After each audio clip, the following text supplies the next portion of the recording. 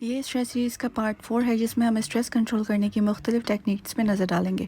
لوگ جب اسٹریس میں ہوتے ہیں تو اپنی ڈائٹ اچھی کرنے کے بجائے اپنی ڈائٹ اور ہیبٹس کو مزید بگاڑنے لگتے ہیں، جیسے فاسٹ فوڈز کا استعمال بڑھ جاتا ہے۔ اگر اسٹریس میں بھوک زیادہ لگتی ہو تو ready to eat chips, cold drinks زیادہ کنزیوم کرنے لگتے ہیں، اور ان سب کے نقصانات ہم لاسٹ ویڈیو میں ڈسکس کر چکے ہیں۔ کچھ لوگ اسٹریس سے نکلنے کے لیے سگریٹس اور ڈرگس کی طرف بھی چلے جاتے ہیں، جو کچھ دیر کے لیے تو آپ کو اسٹریس فری کرتی ہے، لیکن لانگ ٹرم میں ذہن اور جسم پہ دباؤ کو اور زیادہ بڑھاتی ہے۔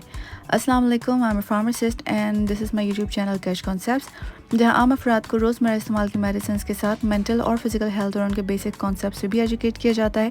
اس لیے ایسی ویڈیوز دیکھنے کے لیے اور اپڈیٹڈ رہنے کے لیے please subscribe to the channel and share this useful information with your friends and family.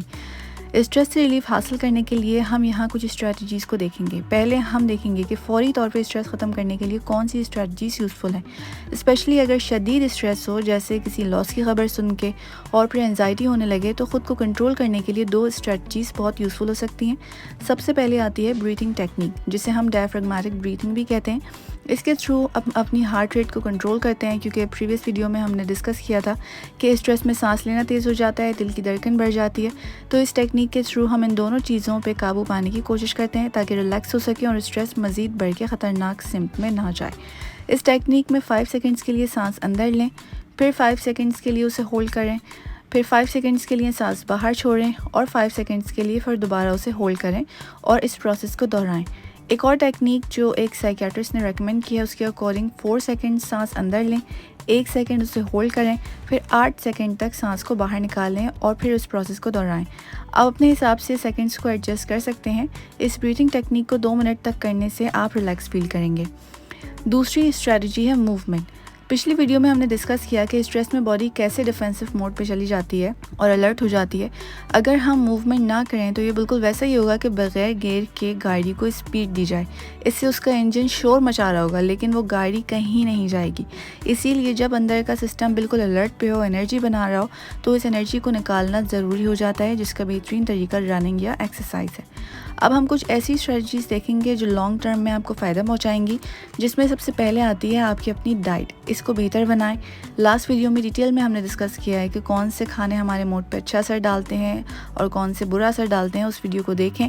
اس کے علاوہ خود کو نقصان پہنچانے والی عادتیں جیسے فون پہ مائنڈ لیس اسکرولنگ کرنا، سگریٹس کا استعمال، ڈرگس کا استعمال، ایسی تمام عادتوں کو سلولی ختم کریں، کیونکہ یہ سب ذہنی تناؤ کو مزید بڑھاتی ہیں۔ دوسری امپورٹنٹ چیز، اپنے لائف گولز کو ایکسٹینڈ کریں، یعنی اپنی زندگی کا مقصد مٹیریل یا منی کو مت بنائیں۔ چیزیں اور پیسہ زندگی کا راستہ گزارنے کے لیے امپورٹنٹ ہیں اور اس پہ توجہ ہونی چاہیے، لیکن یہ زندگی کی منزل یا زندگی کا مقصد نہیں ہے۔ اپنی زندگی کے مقصد میں دوسروں کی فلاح کے لیے کام کرنے کو شامل کریں، جس میں سب سے پہلے آپ کی اپنی فیملی آتی ہے، پھر اپنے ارد گرد کے مستحق افراد کی جتنی ہو سکے ہیلپ کریں۔ آپ سوچیں گے کہ اس بات کا اسٹریس سے کیا تعلق ہے؟ تو ایک ریسرچ کے مطابق ایسے ایکسٹینڈڈ لائف گولز رکھنے سے انسان اسٹریس کا کم شکار ہوتا ہے اور اس کی مینٹل ہیلتھ بھی اچھی رہتی ہے۔ اسی لیے آپ دیکھیں گے کہ جو افراد معاشرے کی فلاح کے لیے کام کرتے ہیں وہ کم ذہنی تناؤ کا شکار ہوتے ہیں۔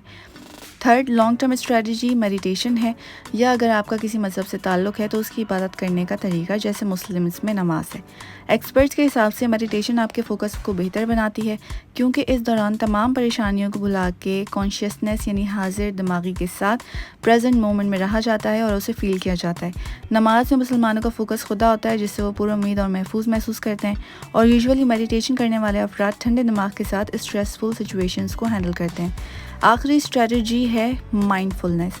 مائنڈ فل رہنے سے کیا مراد ہے؟ اس سے مراد ہے پریزنٹ مومنٹ میں رہنا، جیسے مائنڈ فل واکنگ کرنا، جس میں انسان کے دماغ میں کوئی سوچ یا خیال نہیں آئے گا، بلکہ وہ اپنے حال کو آبزرو کرے گا۔